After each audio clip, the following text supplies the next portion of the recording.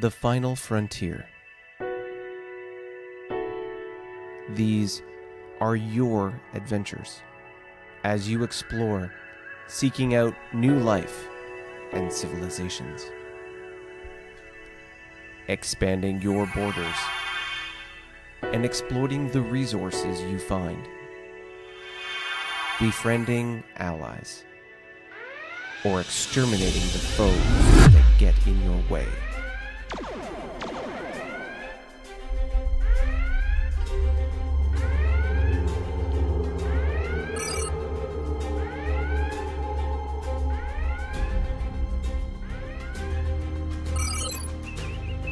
Contact detected entering sector. Configuration unknown. Assessing.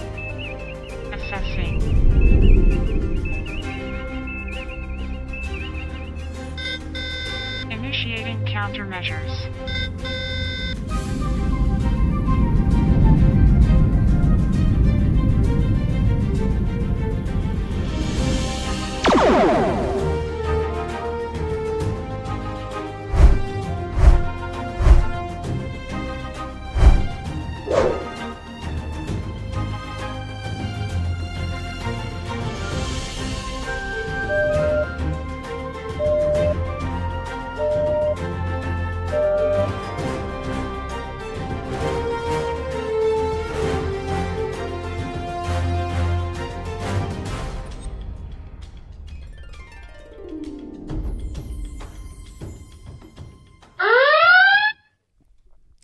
Ladies and gentlemen, boys and girls, welcome to Star Trek New Worlds in this wonderful new year 2024, our first broadcast of the New Horizons campaign of this year. Thank you for joining us here today on Saturday morning, 11 o'clock Pacific time. If it's your first time joining here, then thank you for clicking the link and checking us out. And you probably are wondering, Tony, what in the world is Star Trek New Worlds? Well, it is a turn-based strategy game that we play here online with you. We are playing it today. We are live on YouTube, Facebook Live, and Twitch. We are playing it inspired by the rules of Federation and Empire as published by the Amarillo Design Bureau. And the magic of the map that you will see here momentarily is produced by Vassal. And if you're coming back again, addicted to the Java juice that is this campaign, then welcome back, and welcome back to Julie and Kate, our latest subscriber down there. Thank you for joining our community here online today. So, what are we talking about today? What is going on in today's episode? Well, as was mentioned in the title or hinted in the description, there are 6 different factions in the game that have shared their map, and now we're on a big map. What does that mean? Well, if you've been watching the previous episodes, you know that each faction has its own little mini map, and there is a big map that we're all playing on, but you haven't seen it yet. Well, today we are changing that. You're going to get to see the big map with 6 players placed on it.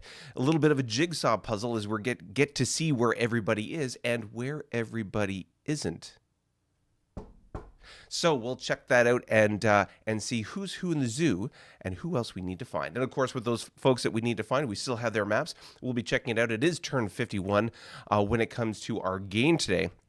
So before we get rolling into talking about econ and how people are progressing, let's say hello to the folks in the chat. We got Bill Smith, first one on the docket in the batter's box, ready to rock. Then, of course, we've got Daniel, pew pew, our GM for this game. I see Lost Muskrat in there somewhere. George Forknell, Paul Williams, hey all, and I can see there are many more of you as we are getting to double digits now on the live stream. So thank you for getting us there.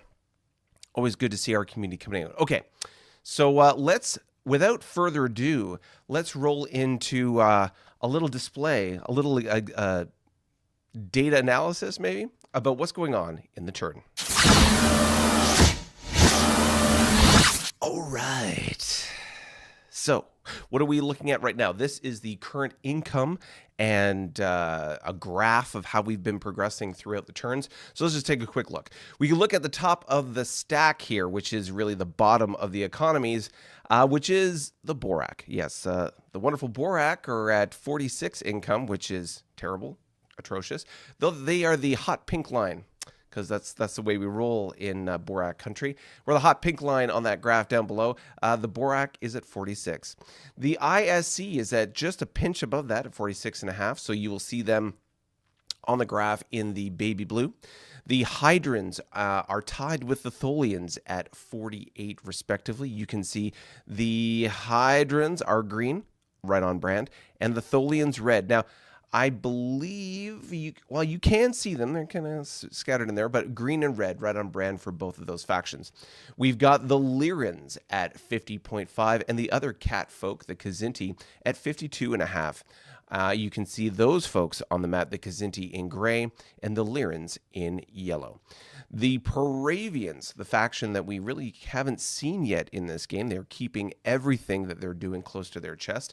They are at 59. The Federation, which we will see, are 62.5. And then the two leaders of the pack, that is the Carnivon at 71 and the Klingons at 74.5. So why should we care one way or another about this interesting little graph? Well, I'd like to look at it from the perspective of breaking it into three categories. There is, of course, the leaders of the pack. The Carnivon and the Klingon are in a stratosphere all their own. If you look at the graph, the green and black lines are noticeably higher than everybody else. And as we go down, you can see there is the blue and the orange line that are kind of clumped together as well, and that's the Paravians and the Federation. They're sort of tier 2, if you want to call it that. And then there's everybody else. Everybody else is sort of clumped together in the lower cascading numbers. Now, if you're one of those lower folks, like, for example, the Lyran and the Kzinti, you might say, hey, we're not like the Borak. And you're right, you're not. But all of us are within spitting distance of each other when it comes to those lower incomes, 52.5 to 46, whereas 59 and 62 is a noticeable gap, at least when it comes to the chart. So that's the way it's looking right now in turn 51 of our game. What do you think? I know we've been sort of progressing through each one of these episodes. We've been talking about how each faction is expanding and exploring and so on. What do you think about how people are progressing? I know when we get to the Borak turn, lots of comments about how the Borak have fumbled the ball early in the game and how they're attempting to recover at this point. So we'll see how that goes. All right, well, let's roll into some of our factions, and we're going to start off with one that we haven't seen yet in the game. We're going to start off with a reveal of the Kzinti. Yes, ladies and gentlemen, welcome to the Kzinti. The Kzinti faction has been a faction we have not seen yet in this game. They have been operating in secret in the shadows without your peering pupils to be able to check them out. But now we get to see what exactly is going on with the Kzinti faction in this game. Right off the bat, before we dive into any sort of fleet cap or anything like that, very interesting to see the shape. Now, I commented, for example, about the lima bean exploration pattern of the Lyrans, and we'll talk about them in a moment, and sort of the blob pattern of other factions, where they're going, in what direction, and how that sort of speaks to where I thought, or maybe you thought, they were on the map. So, where do you think the Kzinti would be? If we're talking about a rectangular sort of 16:9 aspect ratio, we've got 3 on the top and 3 on the bottom and 4 sort of packed in the middle. Where do you think these guys are? We'll get a better look at that once we get to the big map, but just something to think about as we start off. Let's start off right off the bat with the EP and fleet cap. Now, we did talk about EP momentarily there before, but let's just go over this right now. Okay, so for EP, as we saw, 52.5 is where the Kzinti are on this map. So we'll close that out. We have the Kzinti fleet of 24 ships and a 54 attack, 106 defense with a fleet cap of 106. Now, that is a very respectable number, first of all, with the number of ships, 24. But 54 to 106, that's, I don't want to say it's we'll see as we go through, but you'll see that's definitely not the high end when we, especially we're comparing to the Klingons and the Carnivon. Those two have massive fleets. All right, well, let's take a look. We'll take away the ships and the bases real quick so we can see what they've got on the go. So here we have their capital at the very center. a very densely packed. Like, look how many resources they have. You've seen the maps for other players, and other players have expanded in a very blob-like fashion. And there's been a few factions that are very dense or have been very lucky when they find their resources. They're tightly packed based on the number of hexes they've explored. Without going through the laborious task of counting each hex that the Kzinti have explored here, you can tell just as a quick visual glance, luckily because of the color contrast, that they've got a lot of resources packed into a very small amount of explored space. Based on what we can see here, lots of resources, fewer planets. You've got 1, 2, 3 developing planets, a colony here. 2 colonies you can see here, and then a couple colonies in the top end. So not a lot of planetary options, but a lot of resources tightly packed, and definitely sort of a high density or high resource density. They've also got a gravity well here, the Gulf or the G gravity well. That's a one-way wormhole. You can go in this one, not out. It'll spit you out somewhere else in the universe, but you won't be able to come back through that hole. So that's an interesting little thing to note. Let's bring the bases back and see the base distribution. So this is interesting. As opposed to some of the other players that have been really stretching out their base distribution to 3 hexes or more to really expand their reach, you can see here the Kzinti are very almost religiously keeping to the 2 hex expansion rate. So you can see this is their capital, and you go 2 hexes out at the cardinal points of the hexagon. They've got a base on each. 1, 2, 3, 4, 5, 6. Boom. And then from there, you can see every 2 hexes out, they have another base without fail. So very interesting to see that the Kzinti sticking to the classic in this game, the classic distribution pattern for base construction. Why is that useful? Because with the reaction rules in Federation and Empire, and again, if you don't know about the reaction rules, you can check that out in the tutorial list below, or the tutorial playlist below. Ships that are based on those bases, or any unit with this sort of black triangle, or diamond, I should say, icon, they can move 2 hexes out to be able to respond to a threat. So that's a particular strategic and tactical advantage when you're fighting a war. So very interesting to see how that goes. You can see they've encountered another faction here, or a minor faction. They have the Vudar with a YBS, 1 planetary ground base, and the planet itself is indifferent to the Kzintis, meaning they don't care one way or the other. They could like them, they could hate them. It doesn't matter too much. Let's pull up the minor fleet for that Vudar faction, and you can see that they have a command cruiser, 2 light cruisers, 4 destroyers, and a total of 6 frigates, all in the Y era. So probably matching that of the Kzinti as far as their fleet goes. I don't see any fleet boxes unless I bring back the ships. There we are. So bring back the ships. So what do we got here? We got Earl, Ally. Ooh, Ally. Okay, let's take a look and see how they're breaking up their fleets here. So always a fun little experiment as I switch between these modules to try and find the factions in the top. I know it's up here somewhere. ISC, Lyran, Hydran, Tholian, Gorn, Kzinti. There we are. Okay, so we've got a bunch of ally fleets. You can see 4, 5, 6 here. Let's see here. We've got Ally 4, Ally 5. So you can see the Ally fleet seem to be, in this case, a WSR or a W-era survey ship with a prime team. The Ally 5 fleet, same thing, a W-era survey ship with a prime team. And Ally 6. Oh, look at that. Same stuff. So 1, 2, and 3. These are exploration fleets pushing north and to the east. We can see that there are Earl. Is there anything else other than Earl? Okay, let's check out Earl fleet at the northmost point of their exploration. Let's check out Earl fleet. There we go. And again, another WSR with a prime team. So a lot of their fleet boxes are being used, or their fleet counters are being used for these survey ships with a prime team. It's the most effective and efficient way to be able to explore. And Constable fleet. Oh, no. Oh, Count. Excuse me. Count's fleet. There we are. So again, Count's Fleet, another WSR with a prime team, and away you go.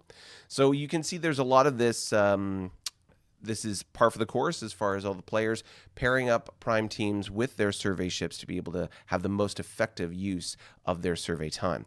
Excellent. Okay, so this is the Kzinti pushing out and exploring it. It'll be really interesting as we get to the last map of the game, or the last map of the live stream, which is going to be the Big Six, and we're going to take a look and see where all these different factions could potentially plug and play. Before I go, I should note this colony ship here. I can see this counter, colony size class 2. So what do colony ships do? In this game, there's a number of random events that can occur. Positive and negative. In this case, colony ship is a random event, something that you can find.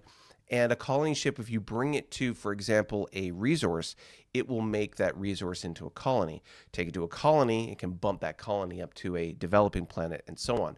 So colony ships basically just add a development factor to the planets that you have, which can be of a particular advantage depending on where you are. Also, if you take it to a colony and you make it into a developing planet, colonies are not supply points. Developing planets are. That's a particularly good use if you have a colony up and running. So, food for thought. So that's very interesting. Look at that. The Kzinti are doing well. Let's slide back to the chat. I can see there's a little bit of chitter chat there on what is going on. Let's slide back in.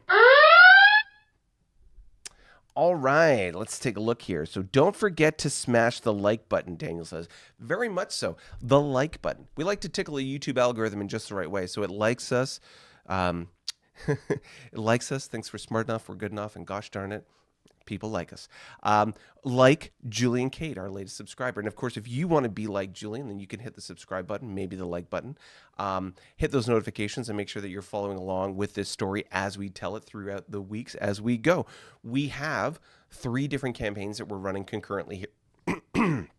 3 campaigns, that we have running concurrently here. We have the New Horizons campaign, which we're talking about today. We have Splintered Will, which is the other one that you'll be seeing on the show. And then we have Imperial Stars, which is another campaign we have concurrently running, not yet on the program. But we may bring that on depending on how interesting things get.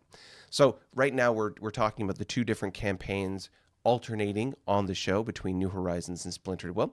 You can check those out. And of course, when you join us on the show, you'll notice that there's this link over in the corner and this QR code right there. Well, you can take your phone and hit that QR code and it'll take you to our coffee.com/New Worlds. And there you can fire us a quick photon of caffeinated goodness supporting us with a one-time donation, or you can jump on our coffee and Discord tier and join us on our Discord channel where we're going to be talking about things that happen, of course, in this game. There's bitter banter back and forth. We have debates and chats about rules and, of course, role play that goes on.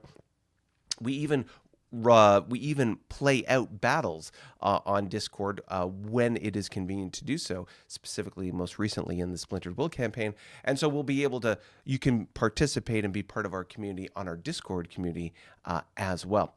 As my voice seems to be getting a little parched, let me take a quick sip of this lubricating, caffeinated, stimulating goodness, and then we'll get going.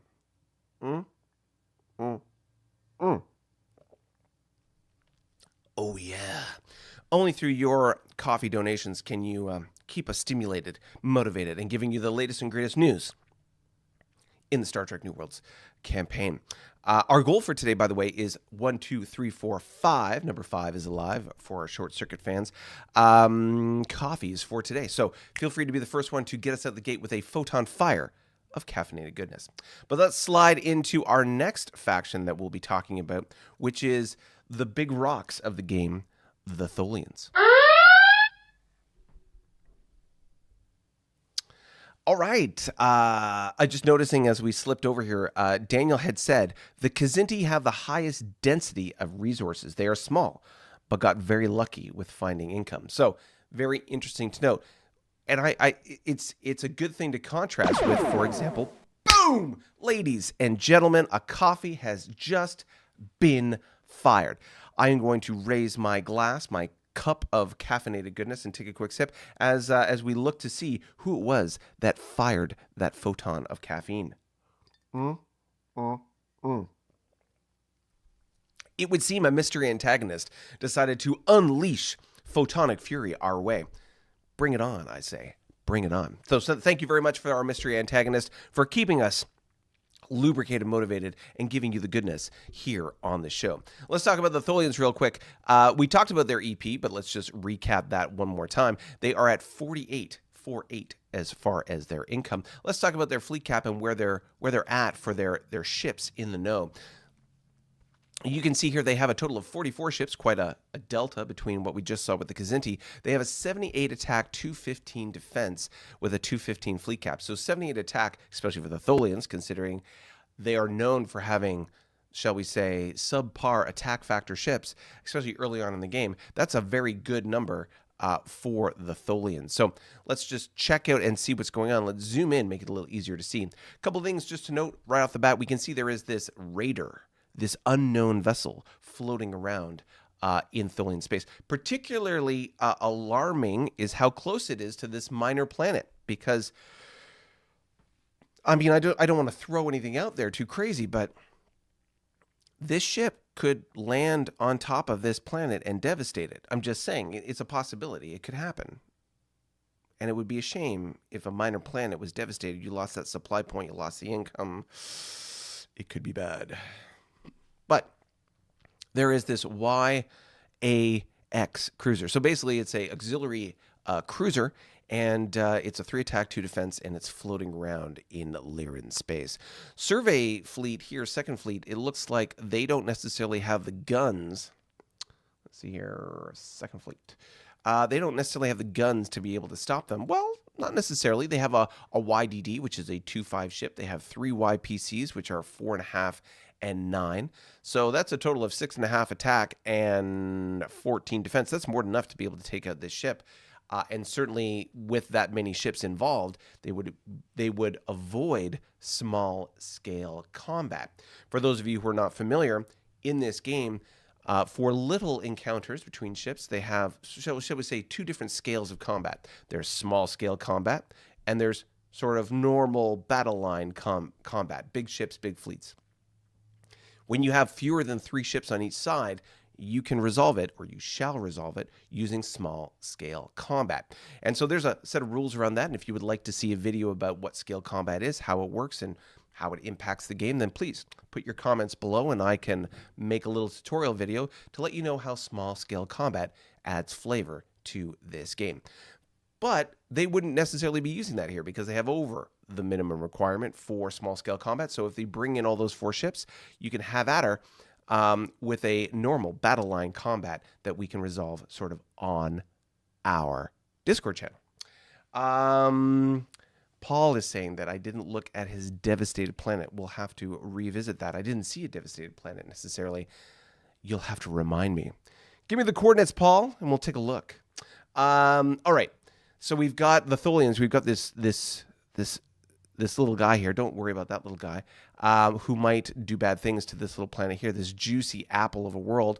But over here, we've still got the herd of sheep. What's going on with the herd?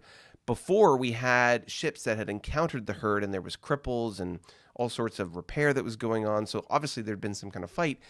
But what's going on with them now? How are the space sheep being used in this game? What are the players doing?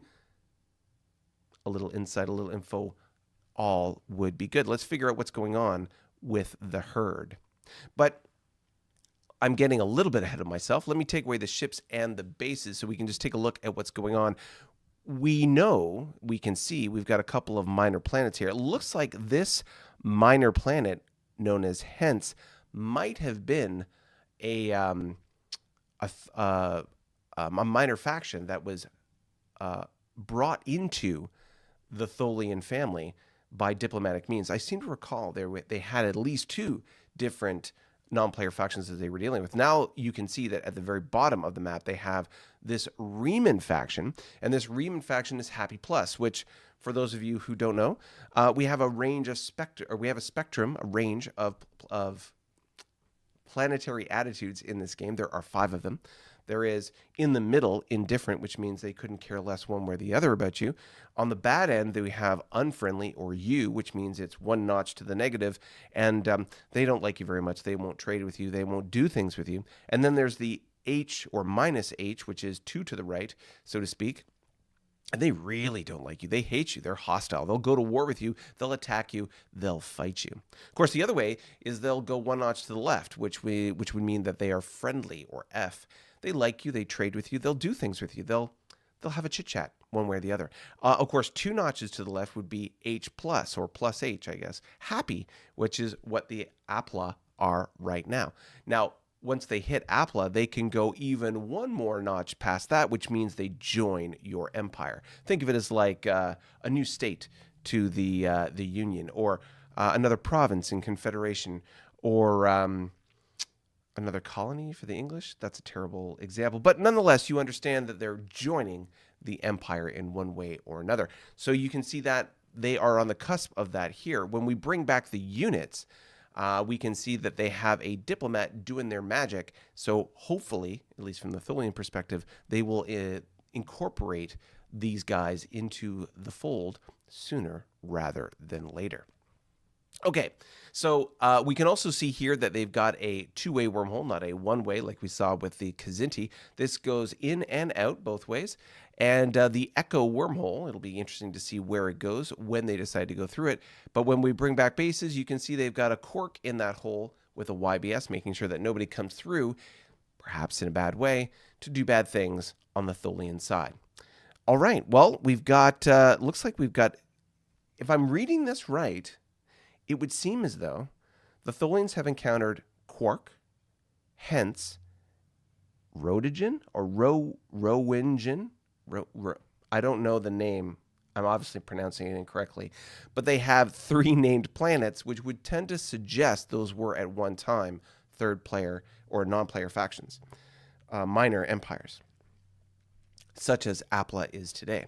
So if they are going to incorporate them into their empire, it would seem that they have a good track record, at least the Tholians do. So that's good. That's good. Let's take a quick look at what the, just as a reminder, what the Remans have in their fleet. So you can see here Pacific Fleet, which is the fleet that's here.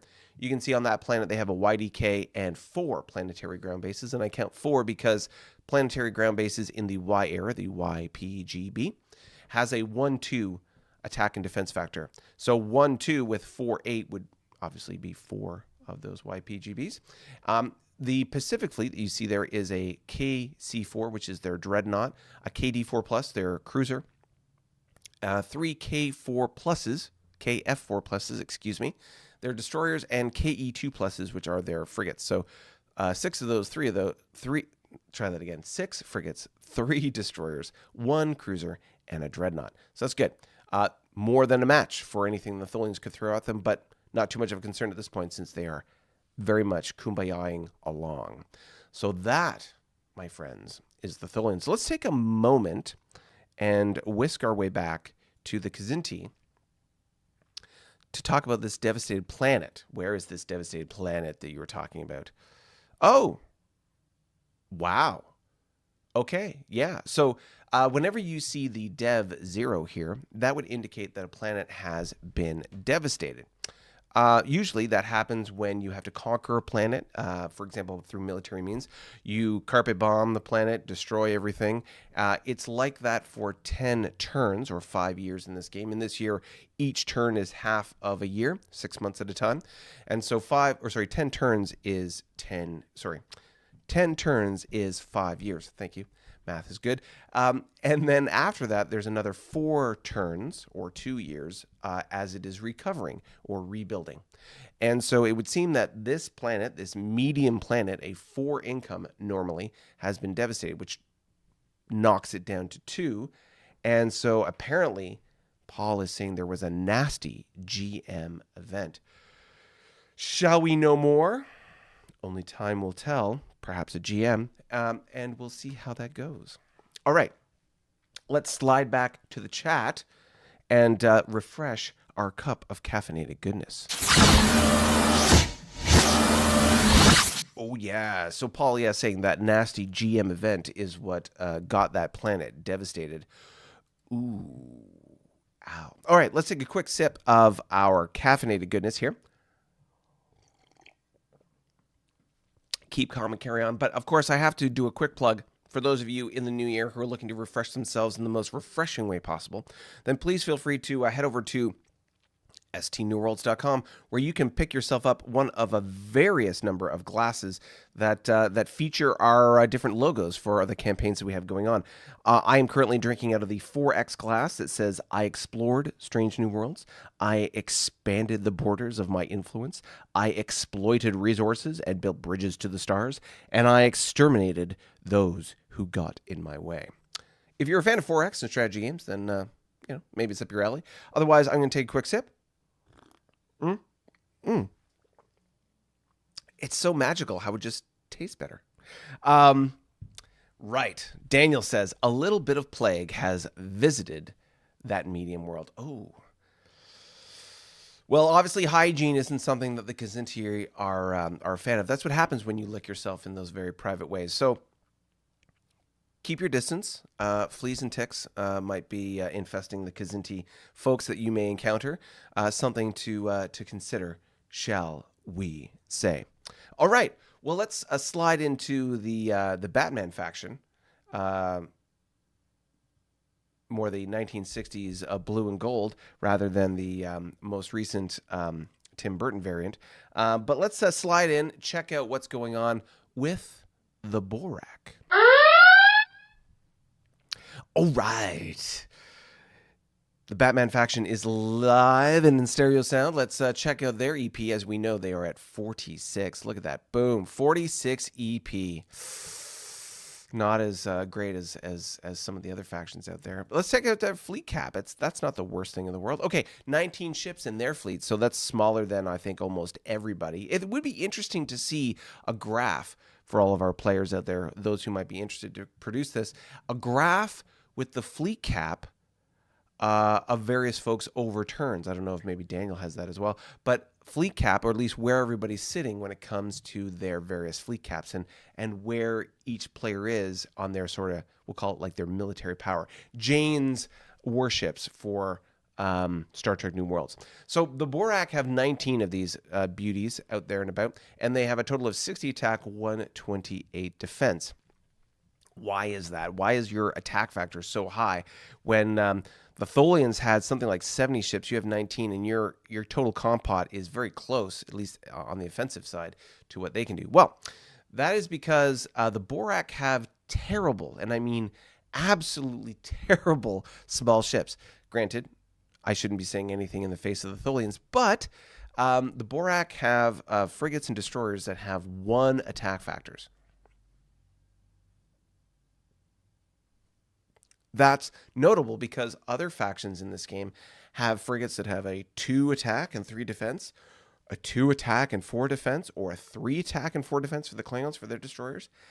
The Borak have a 1 and 2, 1 and 3, and a 1 and 4.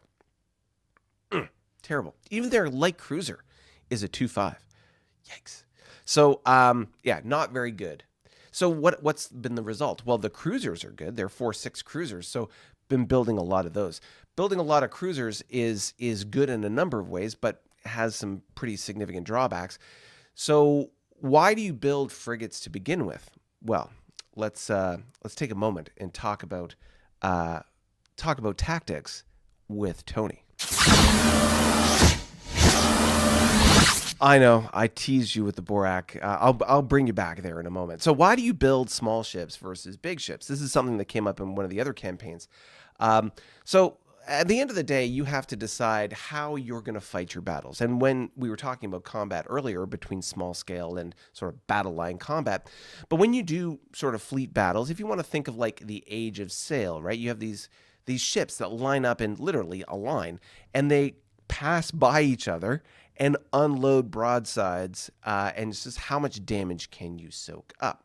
Now, in each particular battle line or battle round in combat, and again, if you don't know anything about combat, not to worry, there is a combat tutorial. You can check that out in the tutorial playlist. But in combat, you have a battle line on each side, and you're going to unload your offensive firepower on your enemy. If you've got nothing but big ships, you can absorb a lot of damage, cripple those ships, and move on. The advantage of having big ships versus small ships, the big ships can take more damage. So fewer ships get crippled and fewer ships have to be swapped out of any particular battle line. For example, if you have a ship with a normal cruiser, by example, has a command rating of 8, meaning it can command 8 ships in a battle line. So you'll have a total of 9. It can command 8 plus itself, that's 9. So you can have a total of 9 ships in a battle line. Command cruisers can command 9, so there's a total of 10. And dreadnoughts, for example, can command 10, so they could theoretically have 11. So you could have that many ships in a battle line unloading. If you had 10 ships in a battle line, and they're all like the Borak cruiser, a 4-6, that's 40 attack, 60 defense, right? That's a lot of defense factors or a lot of damage you can absorb. And so when you unload on your enemy, you're unloading more firepower and you can absorb more back. However, with frigates, we call them sort of like chaff, because frigates, generally speaking, or some of these smaller ships, are cheaper to build. For example, most folks, they cost about 2 to build in the Y era, two economic points. So we're talking about, for example, the Borak have 46 EP. You can build a frigate for 2. And a frigate is typically 2 attack, 3 defense, although the Boraks are 1 and 3. But let's say, for example, you had 1 and 3. So you have 1 and 3, and that ship can take 3 damage each battle round. It takes 3 damage, it cripples, and then however many damage it can take after that, which I believe with the Borak is 2. So it can take a total of 5 damage before it's wiped off the face of the earth. Okay, so if you had 5 frigates, in the Borak case, you had 5 frigates and then 5 cruisers. Well, you've got 20 attack from the cruisers and you've got 5 attack from the frigates. So you've got 25 total attack versus the 40 if you had all cruisers, right? But all those frigates can absorb damage. Those 5 can take 15 points of damage. They can cripple, leave the battle line, and you can bring other ships back in. Per battle, that's not a big deal. But at the end, when it's all said and done, you have to repair those ships. Frigates usually, depending on your faction, are a 1-point repair. They can be repaired at any YBS or YDK. They cost 0.5 EP at a base to repair versus a cruiser, for example, that cripples to a 2-3, and it takes 3 points to repair.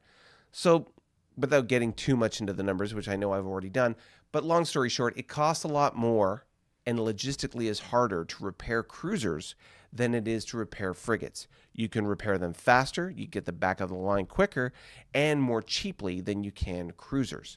It also gives you more depth, more range, and the more units to be able to spread around your map. So there's benefits and deficits to having one or the other. And also when it comes to the manufacturing or the building of these ships, you can only build a limited number of cruisers per turn. And for frigates and destroyers, you can build as many as 3 per turn, at least at the home, your home shipyards. And in this game, you can build frigates at YDKs. So depending on how many YDKs you have, you can add that to your capacity to build out frigates. So frigates have a place. The question is, how do you want to use them? Do you want to use them as flak or chaff to absorb damage and just kind of cycle out, protecting your big capital ships? Or are you going to go behemoth, go big or go home, and just bring nothing but your biggest, baddest battle fleet in one particular round and just do the biggest amount of damage each turn? Hey, haymakers work. That's why some of the best fighters in the world have knockout power. The question is, can you work the jab and go the distance? Something to think about. Anyways, let's get back to what we were talking about before, which is the Borak. All right. So we talked about the Borak having 19 ships, and of course their attack factors, based on the fact that they predominantly have all these cruisers floating around. Let's zoom in a little bit easier to see. So you can see these YSRs, they're a cruiser hull, by the way. Then we've got tugs, which are these YTGs, also a cruiser hull, and these YCAs, also a cruiser hull. So you can see here we've got ships moving out in various directions, and just based on the way the base distribution is, which is not the 2x2, which we've talked about with, for example, the Kzinti. You can see that they're doing their best, arguably, to be able to explore.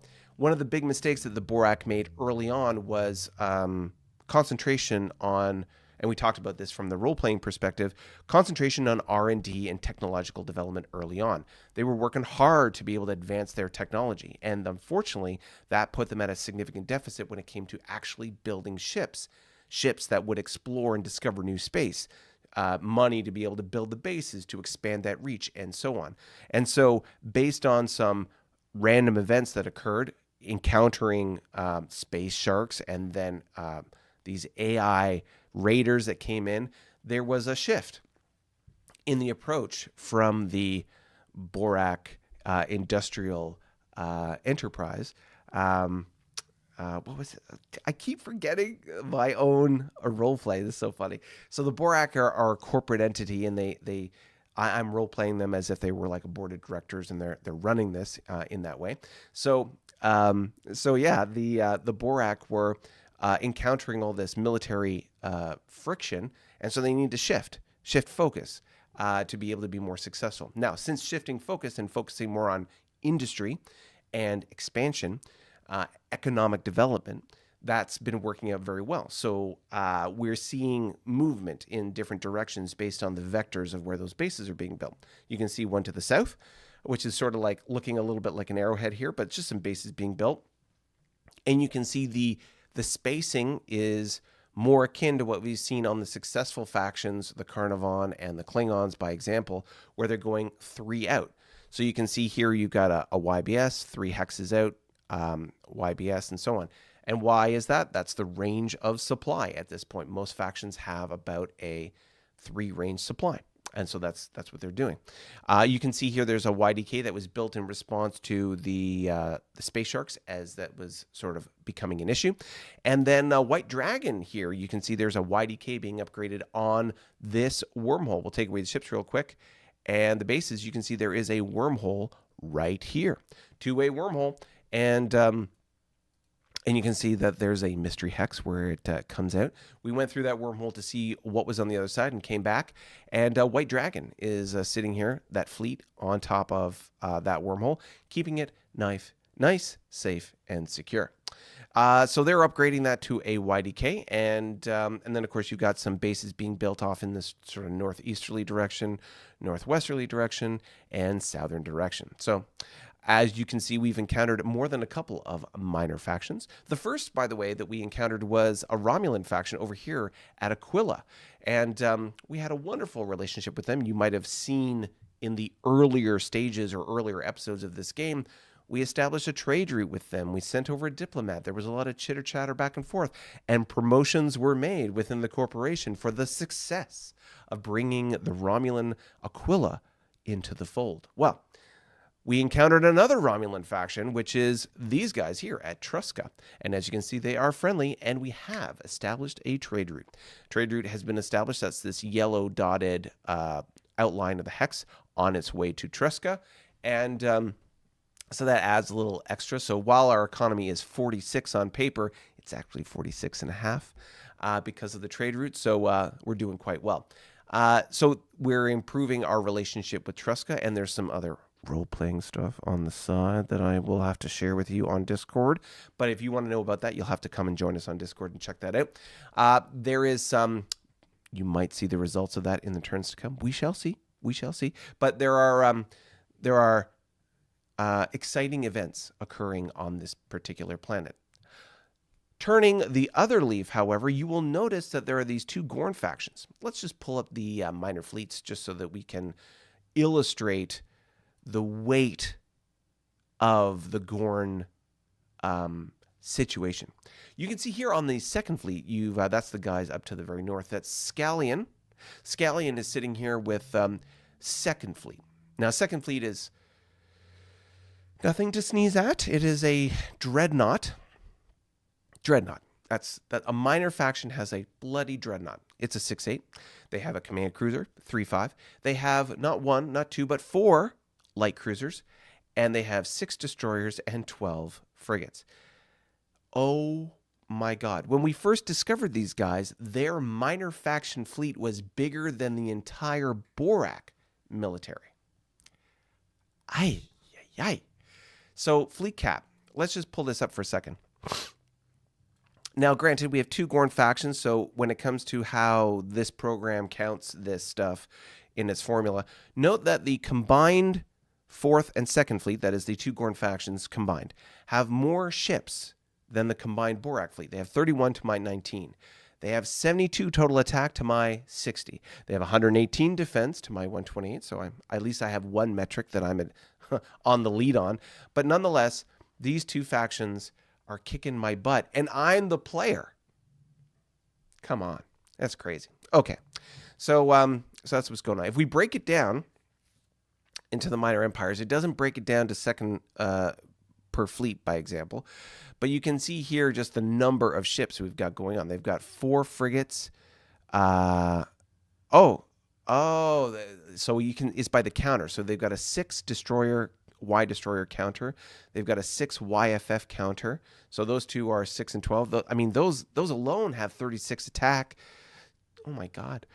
They got the YCC, which is a 610. That can't be right. 6 attack. Oh, there's 2 ship equivalents. That's what it is. Because it's, yeah, okay, got it. So it's the 3-5, which is 6 attack and 10 defense. The YCL's the DN. Anyways, working out the math on that is, at least on screen here for you, can be a little challenging just because Vassal is the way it is. But nonetheless, we can understand that the Gorn as a collective non-player faction have more ships and more offensive firepower than I do. Not to be outdone, they also have, in this case, for this particular planet, which is Grier, they have 3 planetary ground bases and a YBS. And of course, in Scallion, which is the big fleet, they have 5. How many coffees we want for today? 5 planetary ground bases and a YDK. So they have repair capacity, EW advantage, and bigger fleet than I do. That's pretty nuts. Okay, so there's a lot going on there, and it's only a medium planet. That's crazy. But why am I freaking out about the Gorn? Well, they both Gorn factions are unfriendly with me. Unfriendly. They don't like me. They don't want me. They just couldn't care less about me. So they are both not very happy with me, which is a concern, shall we say, especially when Second Fleet has such a big military capacity. Okay. So you might have noticed, as you're looking at the map, there is a concentration of ships, shall we say, near the lesser of the 2 Gorn factions. I'm not saying what may or may not happen over there. I'm just saying there happens to be a combination or collection of ships in that area. That's all I'm saying. I'm just saying.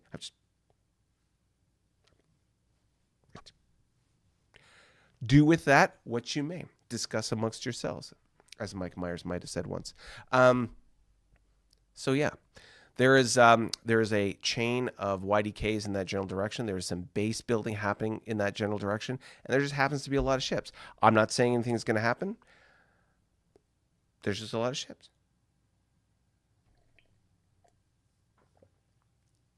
Keep calm and carry on. All right, moving along. So that's pretty much it for the Borak. We've got developments in that northwest corridor. We've got the northeast, and then of course the south, and those are just the directions basically that the bases are being built, and sort of the dice rolling and the chance is giving us when it comes to exploration.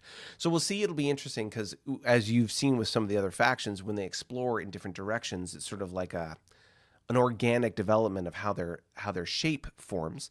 And certainly when it comes to the Borak, the shape has been based on where the bases are being built, and then of course the concentration of ships to be able to explore. Will that expand or explore in a more uniform way? Well, we'll see. We'll see how that goes as we go forward. Oh, I see Big Slow Target has made some comments. Let's slide back over to the chat. All right. Lost Muskrat says, all glory to the Hypnotoad. Hypnotoad. That's a reference to something I just can't connect. Okay. Let's see. You can't be petty. Here today, Gorn tomorrow. Seriously. Like, I'm just going to get annihilated here. This is brutal. What else we got? All hail the Hypnotoad. That was, of course, Lost Muskrat, and Bill Smith. What is going on? Join us on Discord, Hypnotoad. Oh, Hypnotoad. Is there a Hypnotoad in the chat? I've missed something. I've obviously missed something. Okay, I don't see a Hypnotoad in the chat. If you're out there, Hypnotoad, put in something in the chat so I can see. Okay, Big Slow Target says, hey, even the Klingons can't mess with the Gorn minor factions. We are dreading their chrysalis phase when they spend a turn expanding. Okay. You Can't Be Petty says, Tony, the Gorn are your nemesis in multiple dimensions. Laugh out loud. So You Can't Be Petty, for example, is playing a Gorn faction in the Splintered Will campaign, the other campaign that we show you on this channel. So, of course, he likes to poke and prod and move us in that general direction. It's so lovely and wonderful of you. Thank you so much. I very much appreciate the warm embrace of the cold-blooded creatures we know as the Gorn. It's so counterintuitive. Right. Well, let me not hold back anymore. Let me not tease you with any more of this tomfoolery. It is time, ladies and gentlemen. Nay, I must bring upon you now, today, in this moment, the great reveal. There is not one, not two, not even five, but 6 factions on the map I am about to show you. Once I show you this map, I am sure you will salivate, you will get excited, and you will start plugging and playing all those other maps that I just showed you into this one to see where everybody fits. Is the anticipation high enough yet? Okay, let's just get to it. I'm going to show you the Big 6.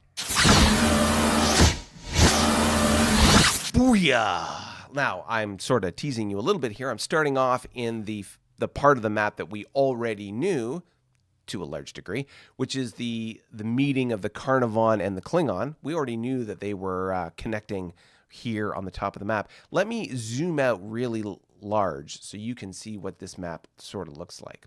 So you can see here,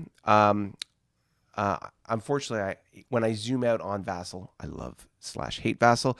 It's just the way the map is. So you can see here these, at a terrible distance, you can see these yellow hexes with the star.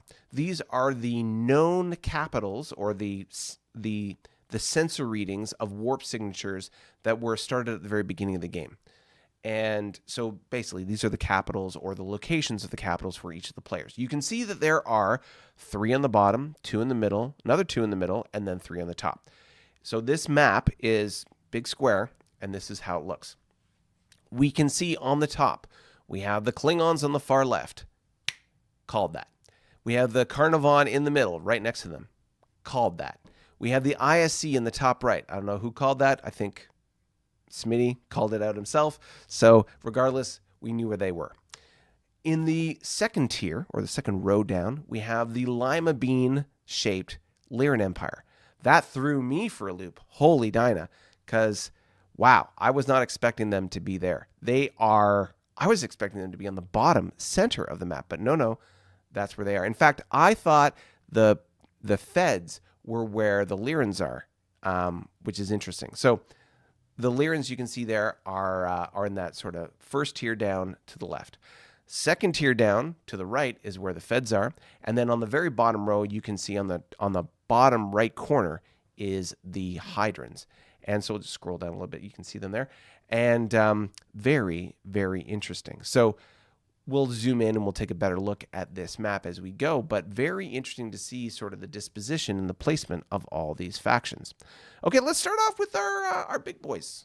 Our big boys in the game. That's right. We're going to talk about the Klingons and the Carnivon.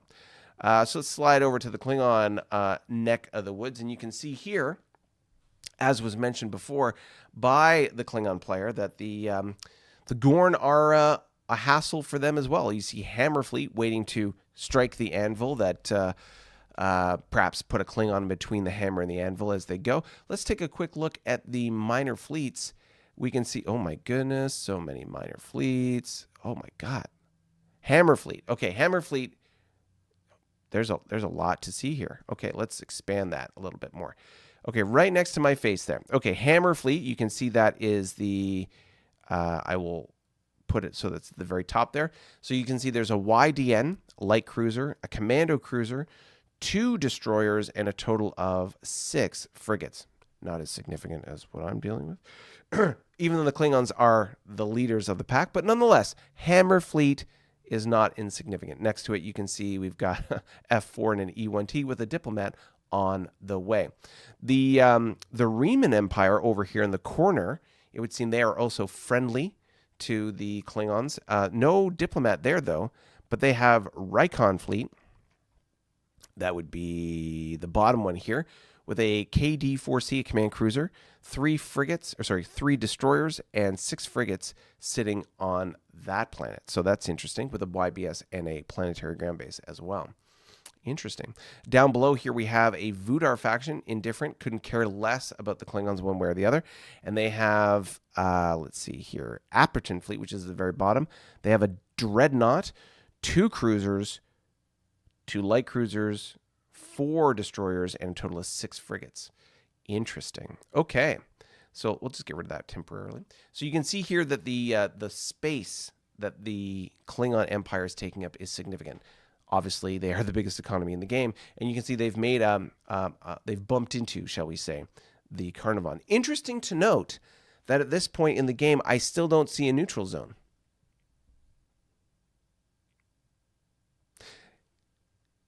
We shall play these games as we shall play these games. There are no rules, so to speak, on how people shall interact. However, interesting to note that in previous games, when people bump into each other, there has typically been the establishment of a neutral zone, a barrier, a boundary that indicates what's yours, what's mine, don't cross this line. That hasn't happened. So the question is, are tensions high and they haven't been able to come to an agreement? Which is one possibility. Are things so amicable that they are practically in an alliance already? In which case, what's that going to mean? Or is something else going on? Is some form of collusion occurring that would spell doom for those neighbors of the Klingons and the Carnarvon? Very interesting to note. For example, let's pull up the EP and fleet cap of the whole map, which is interesting. So let's look. So we already know the econ, but just as a reminder, the Klingons are at 74.5, the Carnarvon 71. So when at peacetime you divide that in half, they're very similar. Like there's no real advantage one way or the other. Klingons have a small advantage. When we look at the fleet cap, we've got the Carnarvon with 65 ships. Okay. Excuse me. 65 ships. 142 attack, 276 defense. 65 ships is a lot, especially when we compare that to the other factions in the game. Okay, so 65 ships. Look at the Klingons. They have 52. The attack factor, 126 for the Klingon, 142 for the Carnarvon. 253 for the Klingon, 276 for the Carnarvon. There's a little bit of an advantage on the Carnarvon side when it comes to the number of ships and the total attack factor, but nothing too, like, seismic. That could easily flip one way or the other with a couple of bad battles, and interesting to note. So these two factions are fairly equally balanced when it comes to their economies and their militaries. Carnarvon are slightly less economy, slightly better military, and vice versa for the Klingons. A lot of exploration and expansion still going on. Interesting to note. Let's see, who else do we have on this map? Well, we know the ISC are out and about. The ISC, which are in the top right corner, they have 25 ships in their fleet, 65 attack, 132 defense. Interesting to note that 65 attack, that's very similar to the Borak, who had, 61 attack, I believe, with 19 ships. So interesting to note. The Lyrans, the Lima Bean formation, have 35 ships, more than the ISC. They have 71 attack with a 166 defense. The Hydrons, which are in the bottom right corner, they've got 42 ships with the 95, 186. That's a pretty good disposition. And then we've got the Federation. Federation are number 3 on the economic ladder, and they have 44 ships with 82 attack and 169 defense.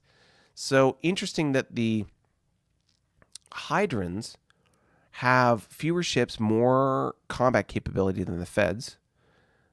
Of course, they're not really necessarily all that close to each other, so not too much of a worry at this point. But just interesting to note the spectrum, right? Like when we're talking about the number of ships, basically we're talking about the low end, which is the Borak at 19. We got the high end, which is the Carnarvon at 65. And the attack range or the combat capability is probably around, well, we can see it right here. The ISC have 65 attack factors. So the Borak had, I think, 61 up to 142. So there's quite a range, right? Interesting to note. All right. So we've got the Klingons here with their YFELs pushing the boundary of their exploration. You can see that here, here, and here as well here. So pushing their exploration with non-combat ships. Interesting to note. As we go down to the south, you can see more non-combat ships doing exploration. Apocalypse Red Battle Group, I think if memory serves, when we looked those up, those were survey ships, were they not? Let's take a quick look. So we have Martok was Apocalypse, Battle Group Apocalypse. You can see here is a combination of theater transports with a large exploration freighter. Red and Battle Group Blood. Red was Duras, right? There we go. So you can see here this is a 3E, which is a W-era survey ship for the Klingons. And Battle Group Blood. You can see here is a cruiser, D4, Y-era cruiser with a Y-era destroyer, F4. So good sort of exploration happening here. North Fleet, I imagine, is probably more of the same. Duras, North Fleet, there we are. Boom, yeah, a Y-era. Ladies and gentlemen, a coffee was just fired. For some reason, I didn't hear it in my ears. Big Slow Target has fired a coffee our way. Cheers to the Klingon Empire. Blood wine be damned. Coffee for all. Or as Worf once said, prune juice is the drink of warriors. No prune juice for me today. So here we are. We've got a lot of exploration happening on the borders. Interesting to note as well, not a lot of backfield exploration. There's a little bit here. Not a lot of north or backfield kind of exploration because, I mean, they're right up against the border. It's all pushing to the east and the south. Interesting. Okay, so east and to the south. Let's slide over to the Carnarvon. And what can we see here? Well, a lot of the same going on with them. We have, for some reason, a collection of a Hydron Vol. I think, what was it, last live stream, we talked about how the Carnarvon and the Hydrons traded ships for some reason or somehow, which is very interesting. So they traded a ship. Interesting. I'm not sure, perhaps they're using it for clandestine reasons. Who knows? If we pull down the bases and ships real quick, we can see we've got two. Another photon has been fired. Pow! Jeez. Photon fired by Big Slow Target. That was the coffee from before. We have this one is Lost Muskrat firing a photon blast our way.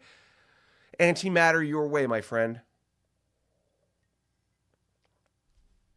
Stimulated goodness. Thank you very much. We are just over the halfway mark, 60% towards our goal. 2 more, and then we hit the home run for today. All right, we've got I beam.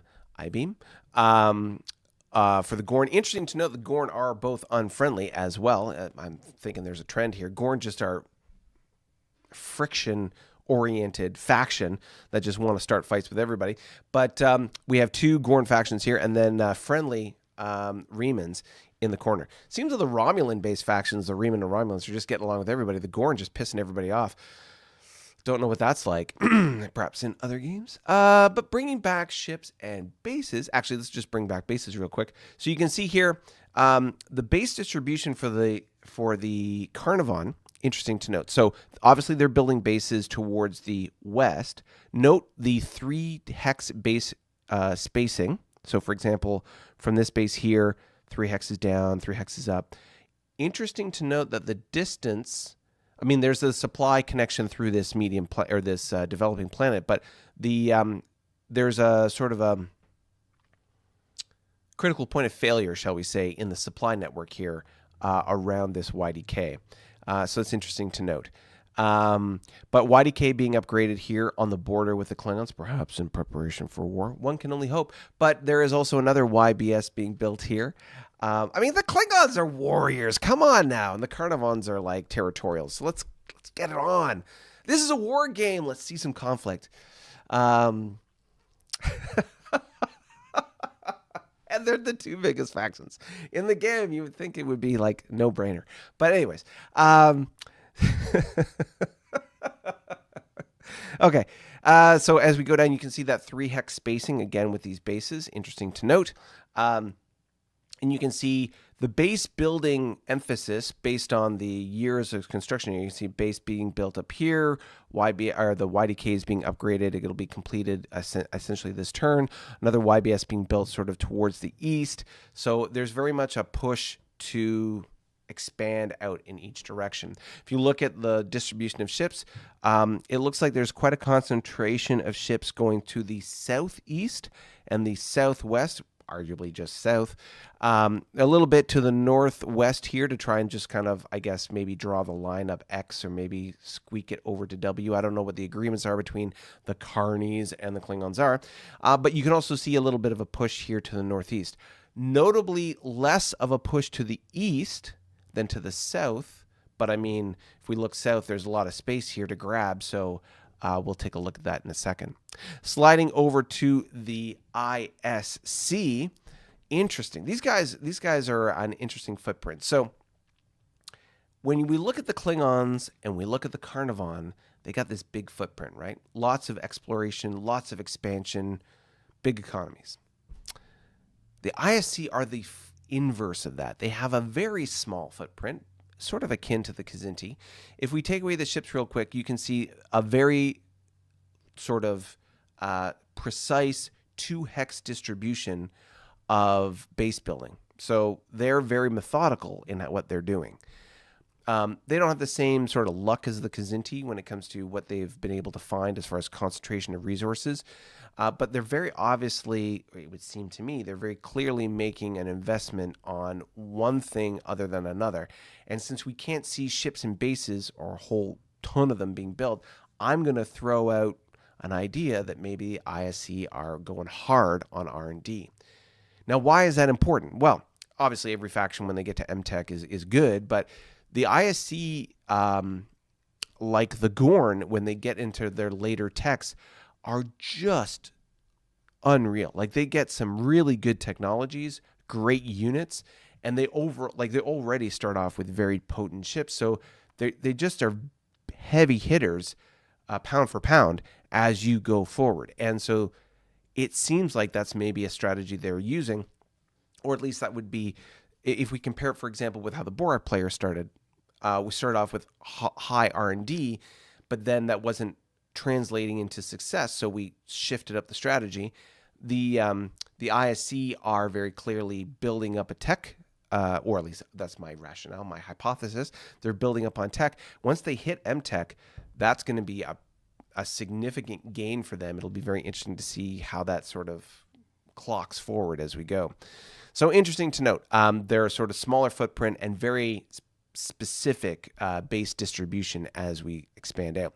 We build the ships here. You can see, well, they've got a YDN, and their YDNs are good. Look at that. There's a 7 attack, 9 defense. That is a good ship. Note the fact that they've converted a Federation tug, or YFT, I should say, and they have a WSR there as well. So that's a Vulcan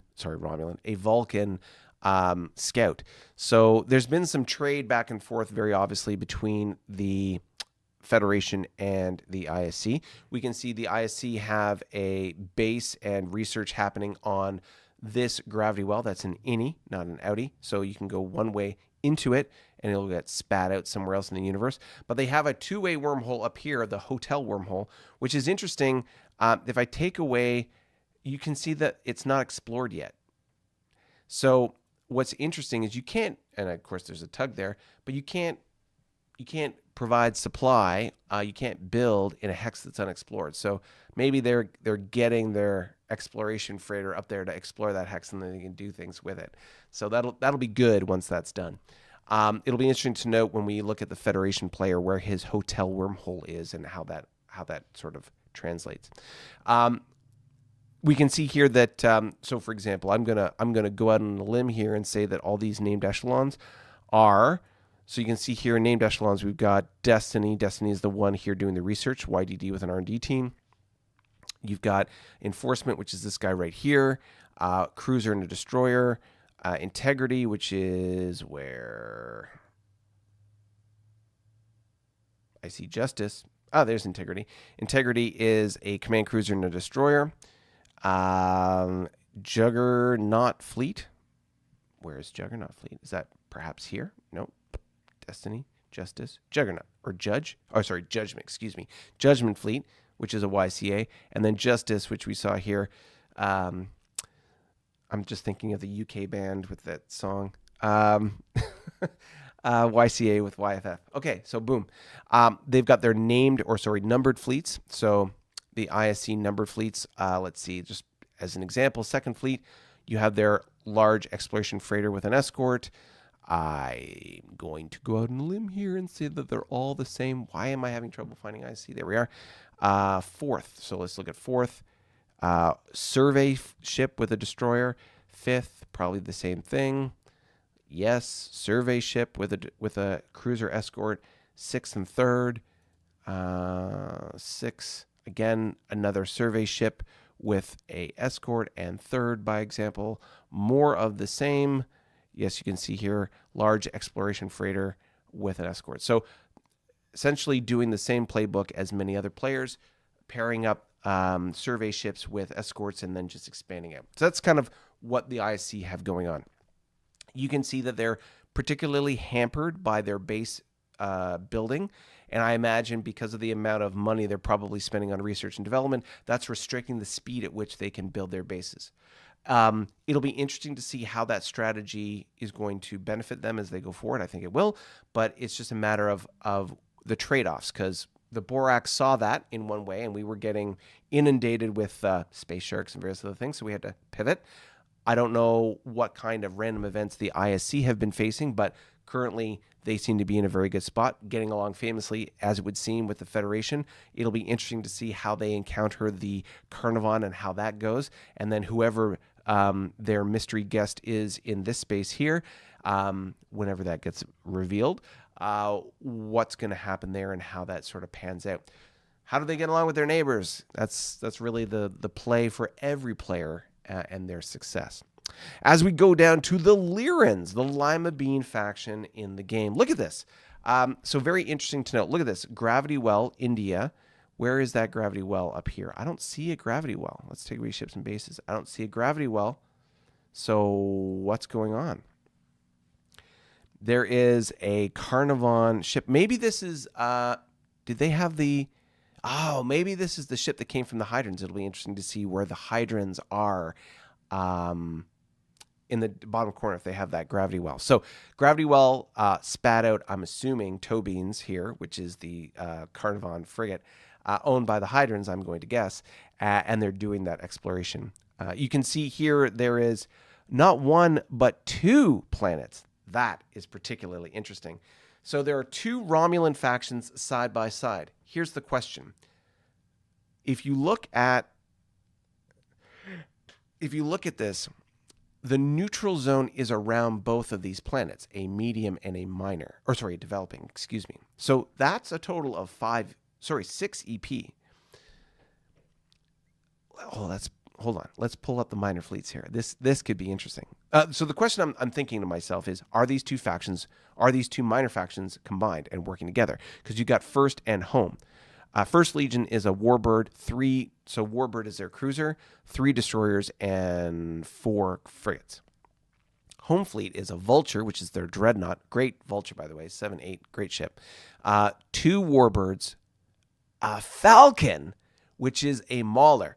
A Mauler, in normal combat, when you do direct damage, you can sort of focus your attack on one particular unit, and either that is done at 2-to-1, or 3-1, depending on whether it has a bonus. So there's there's a number of different bonuses in the game, but in the context of this stage of the game, it's going to be what's called formation bonus, which is basically ships running a screen or protecting a ship on the center, usually the command ship. So that means that if you were targeting the command ship, you have to do 3 points of damage for every 1 that's inflicted, or 2-1 normally. Falcons, as a mauler, ignore that. And so it would be 1-1, or if they're targeting the formation bonus ship, 2-1. So it's an improved directed damage option. So Falcons are great, but that makes it a very hard target to take, along with 4 destroyers and 8 frigates. If we look at the bases here, you can see that the developing planet has 1 planetary ground base and a YBS, and this one has 2 planetary ground bases and a YDK. So very interesting. And you can see the concentration of ships from the Lyrans all of a sudden in this neck of the woods.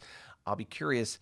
It would seem that the one of these Romulan planets is unfriendly to the Lyrans. I wonder if that's going to go hateful or hostile, and whether that's going to result in some particular fisticuffs. That'll be interesting to see. And how are the Lyrans going to respond? It's going to be so interesting. Okay, let's take away the ships real quick and look at their base distribution. Now, we talked about this before in previous live streams, but they had sort of a wonky base distribution. You can see here 3 hex basically distribution, 1, 2, 3, 1, 2, 3, 1, 2, 3. And basically, it's like strings. It's like very narrow threads of supply going in different directions, which is why their exploration pattern looks the way it does. So, for example, going this way, they had, 2 hex distribution for these bases, and out here it looks like it's 3 for all intents and purposes. So interesting. Noting that Abattoir, which is a Riemann planet, is hateful to them, and they have a crippled YBS. And no fleet. Hold on. Is there a fleet? Yeah, Triton fleet. So Triton fleet. Let's take a look at Triton fleet. Triton fleet, which is at the very top here, has a crippled cruiser, a crippled command cruiser, crippled cruiser, and a Y convoy, which is obviously no combat capability there. So it would seem that the Lyrans, after crippling a bunch of their ships, are attacking and destroying Abattoir. Interesting to note. They'll be taking... It would seem as though they're probably going to take that either next turn or the turn after. And there's going to be some ruckus in the west of the Lyran Empire. The question is, if this is their attitude for dealing with non-player factions, are they going to translate this towards the Romulans? Is that what's going to happen here? Are the Romulans going to get a little bit of Lyran heat? It's always exciting, but sounds terrible when cats fight, so it'll be interesting to see what happens when the Lyrans decide to show their claws to the Romulans. They're already unfriendly, and they've got an ally right here potentially, so it'll be very interesting to see how these Romulan factions potentially work together against the Lyran faction here. Very, very interesting. Yes, okay. So cool. Something to discuss on Discord, perhaps. All right, so the Lyrans are looking like they have a lot of balls they're juggling, and of course, we know how cats like their balls and twine, but very, very interesting. All right, let's work our way down to Big Blue. Hello, Big Blue. How are you? The Federation, looking sharp as always. Let's pull up their fleet cap, just as a reminder. The Federation have 44 ships with 82 attack, 169. So what this tells me, based on all the other factions and sort of their footprint, is that they're investing heavily in infrastructure, because their attack is low, but their defense factors are relatively high. And so I think they're probably building, like other factions, like the Borak are doing, building tugs and building out that network. So if we take away the ships real quick, let's look at their base distribution and where they're going and what they're doing. You can see that their pattern of exploration is disproportional. Like it's heavily weighted in one direction versus uniform direction, like some of the other factions. Not the Kzinti, that's for sure. They were like an eye. These guys are pushing hard to the west. So it would seem that the Federation are looking very hard to encounter their westerly neighbor. I have some thoughts about that. You can see here base distribution up to the Gorn. It would seem that Wadaib, our Dune reference, is perhaps a roadblock for the Federation. They surprisingly are indifferent to the Feds, which is an interesting change since the Gorn basically hate everybody else. But you can see here that Vengeance Fleet has 4 planetary ground bases, a YDK, and then of course there is Vengeance Fleet. Let's see, Vengeance Fleet, YCC, 2 YCLs, 2 YDDs, 5 frigates, and a tug. Interesting. Okay. Let's take away those ships. We can see base distribution really focusing on this western push and sort of like western and northwestern, which is interesting. When we look at the ships again, you can see really a focus on pushing it out in this direction. Interesting. So let's zoom out 1 hex. They're really sort of pushing. They want to encounter whoever this is and get close to the Lyrans, it would seem. Interesting. Not so much pushing up this way, very much pushing to the south. Interesting to note. Okay. All right, let's zoom in again.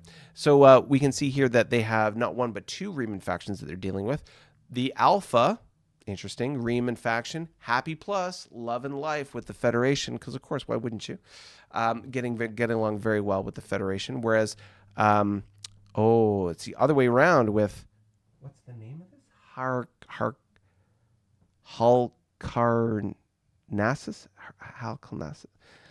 I know there's probably a very easy way to pronounce that, and I'm murdering it, so I apologize. But this one with Imperial Fleet, YDK, 1 planetary ground base, and Imperial Fleet, which is boom, boom, boom, boom, boom, boom. Oh, it's a Romulan faction. Okay, they have a Vulture, they have a Y Warbird, 3 destroyers, and 4 frigates. So more than enough to push back on the Federation. But Federation has home fleet in the area. Let's take a look. Home fleet, which is significant. They've got a ISC purchased dreadnought, very nice, a YCC, a Vulcan Scout. They have 4 light cruisers, and they have 6 frigates. So more than enough to try and make a crack at it. That's for sure. Looks like that's probably what they're going to be end up doing, because this Romulan faction is at war or hostile with the Federation. It'll be interesting to see how that breaks down. And of course, you can see here that the Federation are upgrading a YDK completed this turn that will support their attacks. So the Feds are going to war. That's so not UN of them. So anti-NATO. So we can see they're going to war and focusing on these minor factions, exploring to the northwest, stalled out with the Gorn. Perhaps they're going to flip around and attack the Gorn the way they're attacking the other plasma races. And of course, exploring down south. But interesting to note, like, again, when we look at this distribution, look at how the Feds are pushing really hard one way. Based on their position on the map, and then we'll expand out, you can see here, they're very clearly sacrificing exploring to the east, because to be fair, they've got lots of time and space to do that later. They're pushing hard to the west to really compress that border distance between them and their westerly neighbor. A very interesting strategy. I'll be curious to see how that pays off as we go forward. Interesting. Very interesting. Okay. Last faction for the Big Six map is the Hydrons. I'm going to move my head to the other side because I am just totally in the way. So you can see here the Hydrons in the bottom right corner of the map. First of all, they have a trade route with this Happy Plus faction of Remans in the bottom corner. Let's bring back the ships real quick. So you can see Pegasus Fleet. They have a trade route established here. Pegasus Fleet is a Pegasus. They have a command. They're all W-era ships, so command cruiser, 2 destroyers, and 4 frigates. Very nice. They have quite a combination of interesting. They have another captured Carnarvon ship, a Hydron commercial convoy, but no wormhole. Dun, dun, dun. Tell me more, as they said in Greece. I'm very curious. Okay, so there's a couple. This is interesting. Okay. All right. So let's look at this. Take away their ships for a second. So you can see, and I'll zoom in, make it a little bit easier to see, and then I'll zoom in. So their capital, and they're pushing out to, and there you can see there's sort of like a combination of 3 and 2 hex expansion. So to the east, 2 hexes for their base expansion, just to be able to get the reach for 3 and then eventually 4 hexes for exploration. You've got same thing happening to the west, and the westerly exploration, it would seem, is far more calculated with the 2 hex building up to this YDK on their western border. But here's the one that catches my eye. The Hydrons are making a run for it. They are pushing hard to the north. The Federation had a strategy of don't explore east, push hard to the west. The Hydrons, it would seem, are having a strategy of push hard to the north. This is going to put some pressure on the Feds to be able to explore to the east, if only to be able to cut off the Hydrons. If the Hydrons theoretically get up to here, then they are cutting off or like cordoning off this territory from the Feds. And that'll be very interesting to see how that dynamic plays out between the Federation and the Hydron player. Will they get along? Possibly. Will that cause tension? Maybe.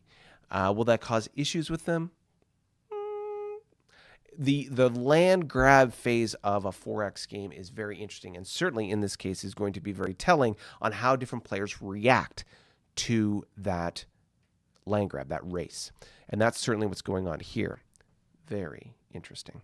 Okay, so we've got, so these are all the planets. Interesting to note here, by the way, let's take away the bases real quick.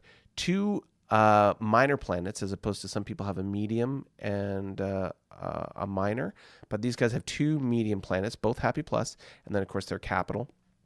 You've got not overly concentrated distribution of resources, and virtually no planets, right? Like only a colony discovered here. And going back to the EP, you can see here on the Hydrons, they are 48. So going back to our graph, the Hydrons are sort of on the lower tier, along with the Borak and the IC, of this. Really, it's more like 48 and a half because they got that trade route, but it'll be interesting to see who they encounter as they explore. Who is this guy over here above my head right there? Who is that person on the map? Okay, so let me slide my head over again. Now that we can see the map in its Big 6 format, who is where? Now we know we've got the Tholians, the Kzinti, the Borak, and the Paravians. Those are the 4 factions that are not currently known. Where are they? We've got this sort of triad of unknowns here, and then this little guy here. I'm going to let you in the chat talk about where you think everybody is, but this is the jigsaw puzzle. Who is where and what are they doing, and how is this going to shape the game as we go forward? The Big 6 have shared their maps to the point that they've put it on here, made it easier for the GM. When are the other factions going to do the same?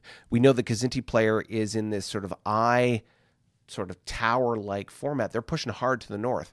If they're here, they're looking to connect with the Federation. If they're here, they're looking to connect with the Lyrans. If they're here, they're making a push for this space in between the ISC and the Carnivon. Maybe if this is where the Kzinti are they trying to cordon off the ISC and pick a fight?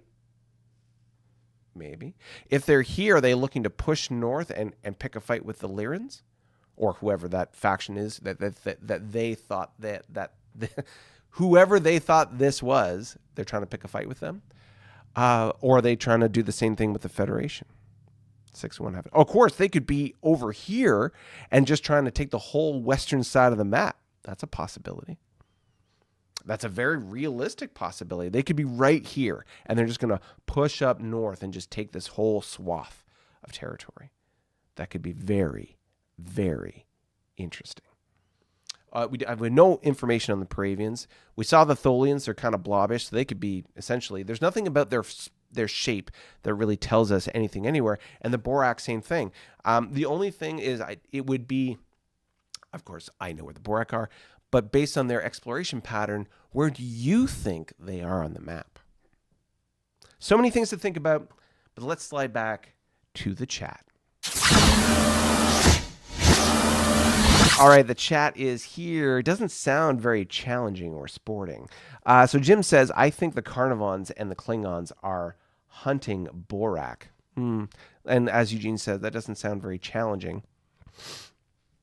Facts are facts, or sporting. Big Slow Target. Oh, it's a no-brainer. Quite strategically sound to wipe out everyone else first. Both Klingon and Carnivon could have big problems against people tech booming if we neutralize each other early. That's Lost Muskrat seems like he's supporting that comment. Lon Jerome says, you keep using that word. I do not think it means what you think it means. Okay. Bill saying, hey, and mayhem, and Lon Jerome is mayhem on our Discord channel. Lost Muskrat says, the Carnivon Hydron wormhole disappeared. Da-da-da!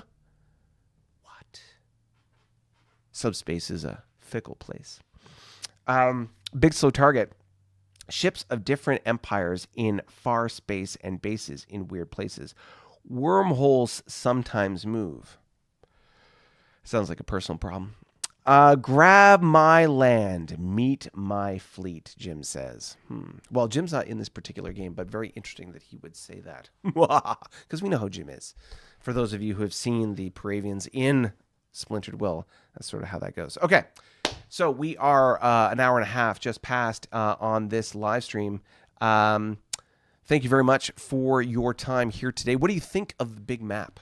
What do you think about all the jigsaw puzzling that's going on? How do you believe that things are going to mix in and make great when it comes to this game? We are 3 of 5 coffees into this broadcast. Thank you very much for our 3 coffee support. Wouldn't be able to get through these broadcasts without it. Quick sip here. For those of you who are catching this on the replay, then thank you for taking the time and lasting as long as minute 132 in this broadcast. Please put that in the chat and let us know so I can acknowledge you in the chat and the comments for this particular episode. And of course, if you have watched the replay, then you can also head over to coffee.com and fire us a photon of goodness and gracious support. Love it all the time. And of course, if you're on our Discord and coffee tier, you can join us on Discord, which we will be going to right at the end of this show. All right, so with that said, thank you very much, everybody. I will see you in Discord for those of you who are on the Discord and coffee tier. And for those of you who are not, I will see you next time here on Star Trek New Worlds. Ciao for now.